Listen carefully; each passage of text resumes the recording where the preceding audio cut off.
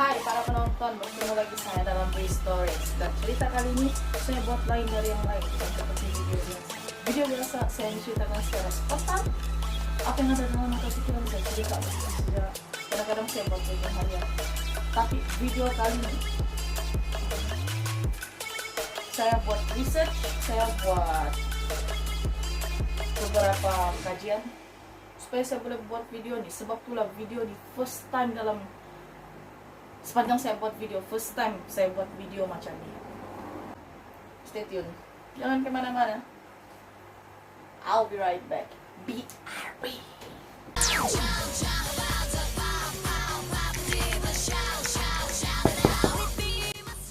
Hey, what is up people, it's me again and welcome back.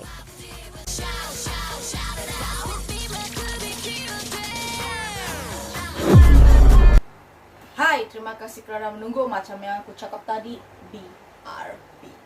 I'll be right back and now I'm here. Thank you for waiting me. And now without wasting any time, let's this video begin.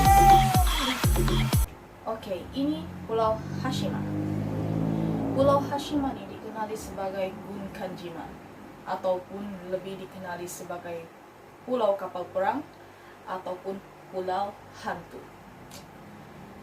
Pulau ini terletak lebih kurang 15 km ataupun 9 batu daripada Nagasaki, Jepun. Wow, jauh. Biarpun sepi, biarpun sunyi, biarpun terbiar sudah bertahun-tahun, kamu tahu kah? Pulau ini pernah jadi lokasi syuting film James Bond, Skyfall.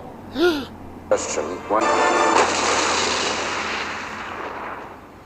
Pulau ini dibina pada tahun 1887 dan luasnya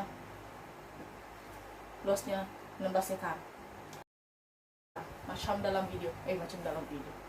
dalam screen.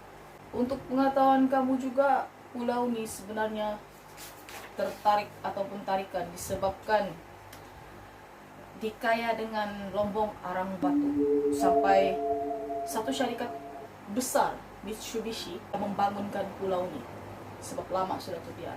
Jangan ditengok pulau terbiar begini, tapi di sebalik pulau yang terbiar nih cuma ada 16 hektar, tapi di pulau ini dia ada apartemen 10 tingkat.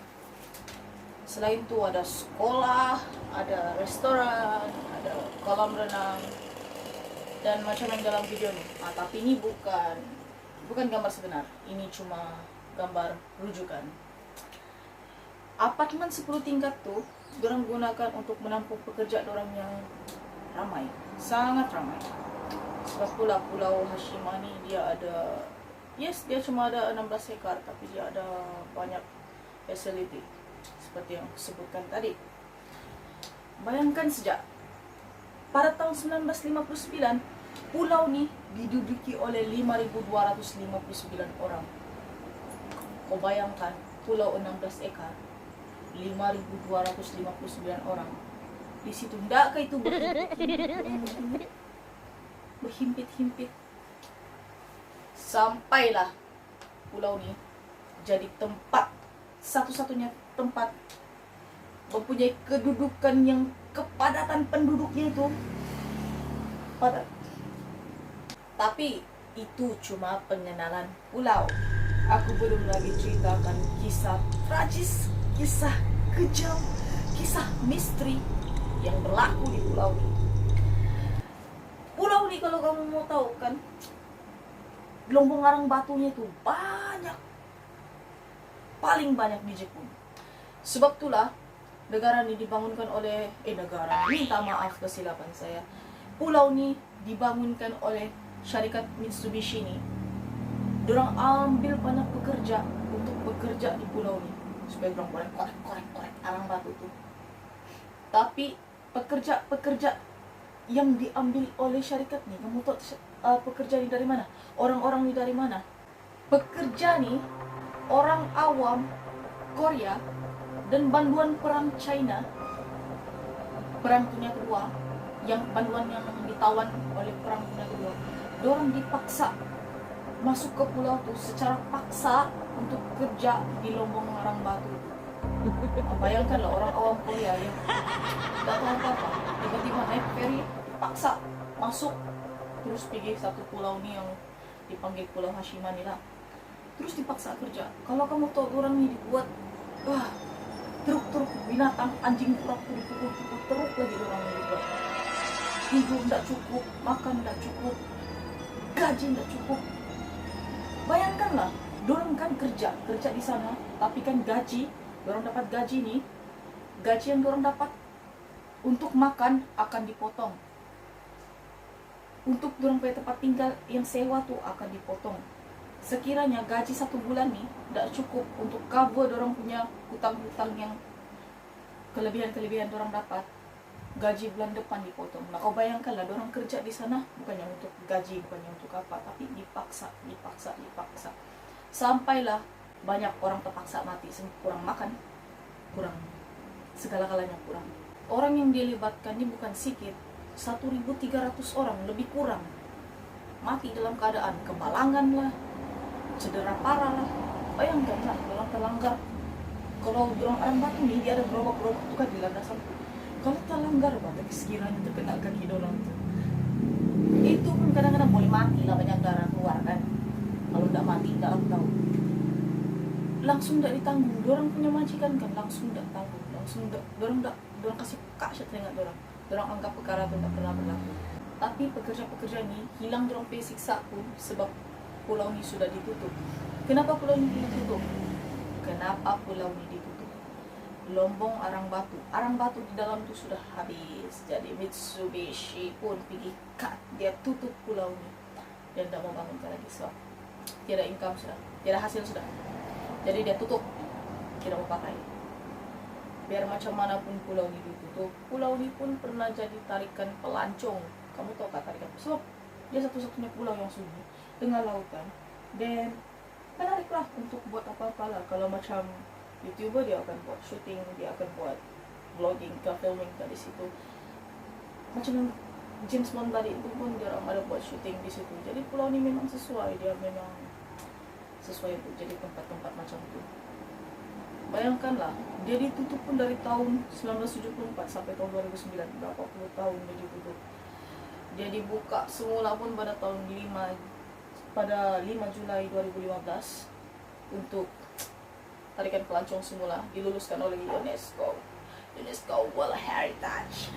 Oke, aku tahu aku tidak boleh cerita panjang pasal pekerja Lombong Arang Batu tuh dibuat tragis, dibuat macam mana oleh majikan-majikan dorang. Aku ada satu movie yang kamu boleh tengok, tajuk dia The Battleship Island. Oke, ini trailer dia. 外資が要した宿舎の家賃は毎月の給料から先に差し引く。各自に支給する全ての個人料金は家事用は給料から差し引く。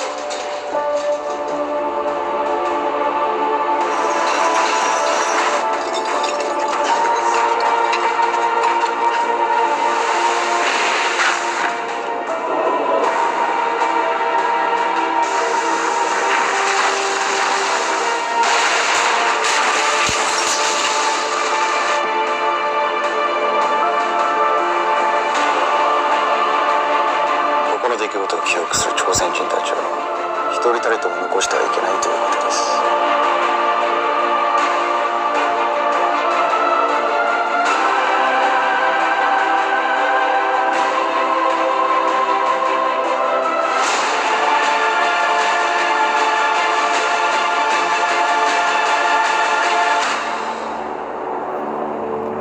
Oke, kalau kamu sudah nonton trailer tuh memang melambangkan cerita yang best. Ya, kamu patut tengok.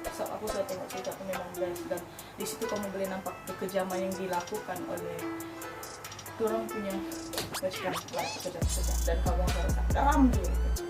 Oke, kamu boleh tengok fitnah yang dibuat, kamu boleh tengok case pembunuhan, case kekejaman.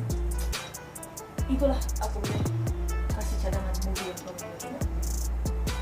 So guys, itu sajalah untuk video kali ini. Aku minta maaf kalau ada kekurangan sebab aku pun masih baru belajar.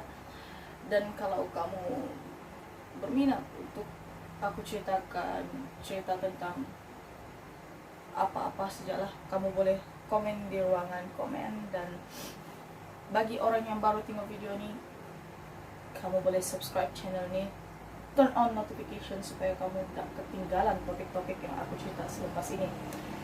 Dan itu saja pasal video kali ini. Aku ciao, bye bye.